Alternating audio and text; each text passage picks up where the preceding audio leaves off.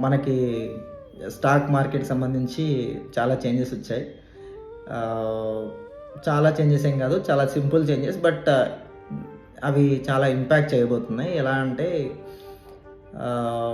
జనరల్‌గా long run investment చేసే వాళ్ళకైతే ఎటువంటి చేంజెస్ చేయలేదు. రెగ్యులర్‌గా ఫ్యూచర్స్ అండ్ ఆప్షన్స్‌ని టాలీ చేసేవాళ్ళు ఎస్టీటీ టాక్సెస్‌ని రేట్స్‌ని పెంచారు.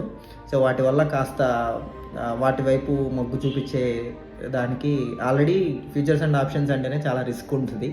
ఆ రిస్క్‌ని బేర్ చేస్తూ, ఆ లాస్‌ని బేర్ చేస్తూ అగైన్ అడిషనల్‌గా కాస్ట్ బేర్ చేస్తూ ఉంటారు.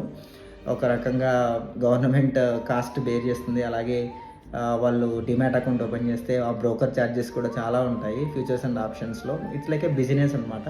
సో అక్కడ ఇంకాస్త ట్యాక్స్ రేట్స్ పెరిగేసరికి చాలామంది దాని వైపు తక్కువగా ఆలోచించే అవకాశాలుంటాయి. బట్ చూడాలి ఎంతవరకు. Speculation is going to be very costly.